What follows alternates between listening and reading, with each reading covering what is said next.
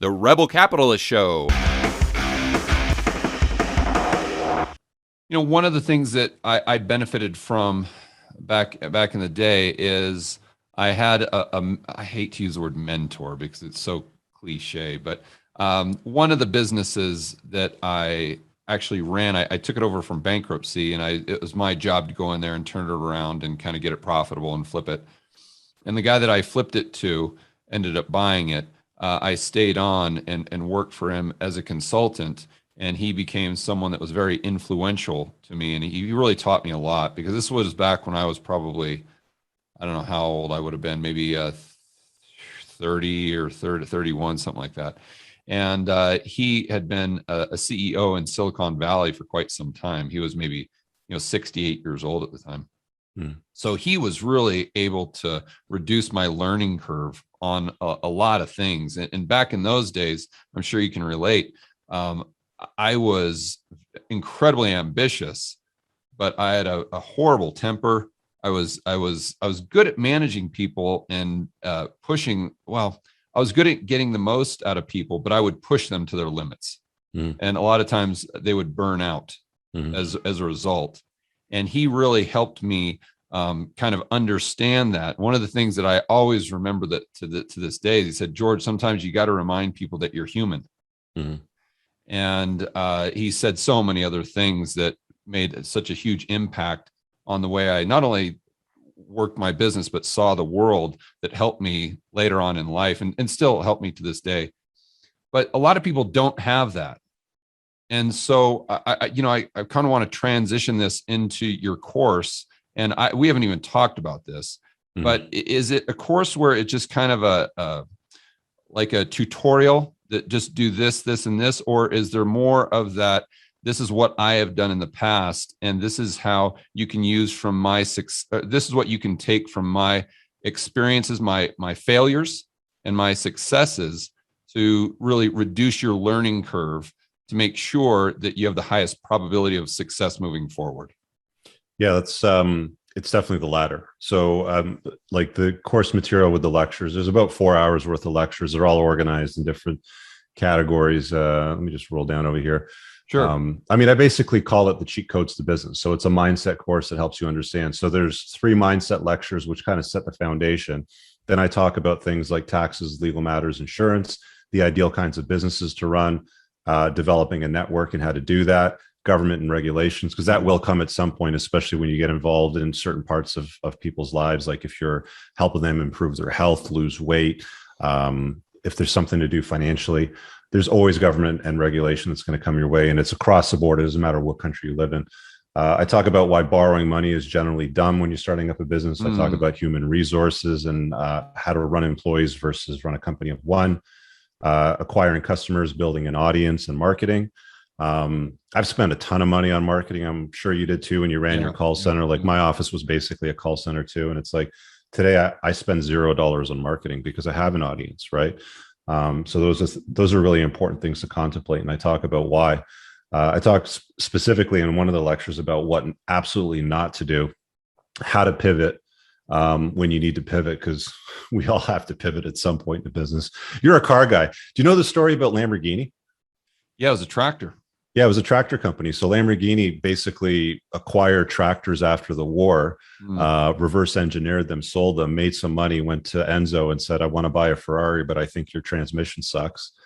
Enzo told him to pound sand, and he said, fine, I'll just build a car to compete against you. And now Lamborghini is basically a supercar company that came out of spite. So most businesses pivot at some point, right? Like Instagram pivoted from being a check-in app to a social media app with filters and pictures. Netflix pivoted from shipping DVDs in the mail to streaming services. Yeah. If you're not prepared to pivot and you don't pivot at the right time, you're going to be out of business.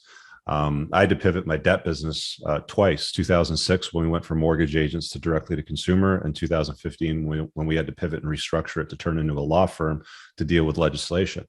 And then the last point is generating business ideas. So to your question, it's a mindset course. It's what the best do and what the best don't do. And it's for people that want to start a business, but they don't know how to start a business and what kind of business to start. It's also for people that are doing less than $1 million a year and they hate their business. It's not making the money. They're working too many hours. It's not profitable. It's not lucrative. There's probably a pivot in there somewhere, or things that you're going to have to change. And I think the course answers all of that. It comes with a private Facebook group. There's going to be monthly Zoom calls with webinars that I'm going to host, and I have some guest presentations as well. Yeah, when you were saying that, it just reminded me of a kind of a pivot that we had to do, sort of back in maybe 2003 or so. Maybe it was 2004, and that's when the DNC came out. Do you remember that? Do not call list. Yeah, did they have that in Canada like they did? We do have a do not call list, but it doesn't work for anybody calling into Canada from outside. And my phone rings off the hooks from people selling me duct cleaning from India or some nonsense like that. Like, you can't get rid of them. Yeah, back in the day with this one business I was working with, that was our major lead source, was just flat out cold calling. And I remember actually one of these guys in the business that was really hardcore. He would literally rip out pages of the phone book and give it to his telemarketers with the script, and I remember each little telemarketing station that he had the script, the little computer, the phone, and then like a couple sheets from the white pages and a pot of coffee. That's hilarious. Yeah. You got to do what you got to do, right? Yeah. And then when they would get done with their sheet on the white pages, they'd go back to him and say, "Hey, I need another sheet from, from the phone book." And he'd say, "No, just make up numbers." So what they do is let's say it was 9875200 was the last number they called. Right. They just have to do 5201. And so then they just do different combinations of the numbers. Yeah. Yeah. And that was how they generated. That's how you got the numbers. Yeah. That's how they generated leads. And they had a multi-million-dollar business as a result. But then when the DNC came out, that was gone. That was like instantly all of gone. That's so we had changed today. To pivot, Yeah. All of that's changed today. There was a book that I read about 12 or 15 years ago. It's called Inbound Marketing. And I learned a lot from that book in structuring my business and even my personal life. I mean, you can structure your personal dating life in such a way that women will come to you, if you know how to put out the right breadcrumbs and trails, sort of thing. And I talk a lot about that in one of the modules as well, as how to build a business in such a way that you have inbound marketing. So you're not ripping out pages of the phone book and having to call people and you're getting legislated out of having to do that. I mean, the Red Baron said it the most eloquently, who was Manfred von Richthofen, I think was his real name or whatever. But he had a strategy of, rather than flying over into enemy territory, he always said it was far better to have your customers come to you. So he would fly up to altitude and then dive down on the enemy when they were over his territory from the sun, so they couldn't see him. And that's how he racked up, such a huge kill count. So having your customers come to you is a far better way to run your business. And that's one of the strategies that I talk about in one of the modules as well, too. Yeah. And then if you could go back and kind of tell us the story of how you pivoted again from kind of the brick and mortar credit reconstruction business to what you're doing now, because and I don't know this whole story, but just from me following your content, it seems like you started your YouTube channel pretty much to talk about just entrepreneurial stuff and kind of, your daily life and what you're doing as an entrepreneur and, your enthusiasm with cars. But then, you kept pivoting there as well. And it's the exact same thing that I did with my YouTube channel when I set it up. Is my passion really was macroeconomics. Yeah. But I didn't think that anyone in their right mind would ever want to watch a video on the Fed's balance sheet. Yeah. So I started doing real estate videos thinking, well, I like that too. And, this is most likely what people want to watch. But then what happened is the whiteboard videos I did on macro became very, very popular. So I iterate, and it just worked great for both parties.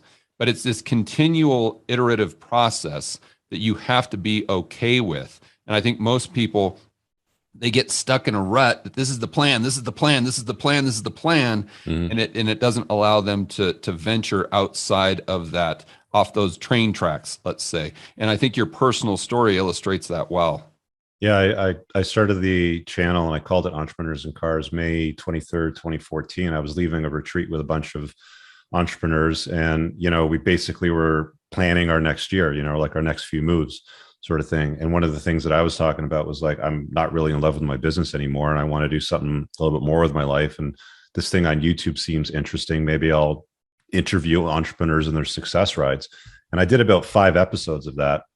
Ran out of friends with cool cars that were willing to tell their stories. And I found out it was very expensive to capture that content, edit it, and put it out there. For the amount of views that you're get, there's no ad revenue coming in at all. It was like all out of pocket expenses.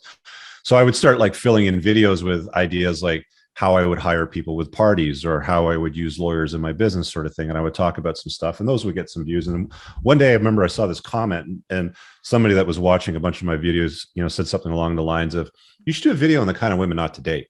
I was like, okay, cool. I'll just like, I'm looking for something to make content on. So I talked about some personal experiences and some lessons that I learned there. And that was the first time that I saw a video do 100,000 views in a week. Most of my videos were doing like a few hundred views or 1,000 views. Like I would be surprised to see something crack 1,000 views. I'm like, that's interesting. That's obviously a problem that people have here on YouTube. Maybe I should talk more about that.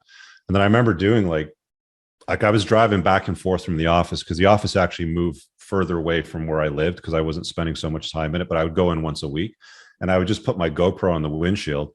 And I had about an hour of driving there and an hour driving back. And I would just make videos driving to work and driving home. Yeah. And you still do that, but just different topic. Yeah. Like, like I'm driving different places now. I'm not driving to the office, but it basically started with me, going to the office and I would just be like, okay, like I would look at the comments and somebody would ask me to solve a certain problem. And it's like, okay, clearly people are struggling with this. And then now, today you can go to Google Trends, you can see what people are searching for. There's certain like software plugins you can get in Google Chrome to see what people use YouTube for. And you can kind of game the algorithms a little bit, like you can structure content in such a way that it'll capture the attention, because you have to look at YouTube as a recommendation engine, right? Like it's going to recommend you and I to new viewers that need to see us or see our content on the things that we talk to. All I have to do is make sure I've got a compelling thumbnail and title and that the content that I deliver is going to be useful. And if you can master those things, then it's a great way to build an audience and build a company of one and talk to people that want to hear what it is that you want to talk about.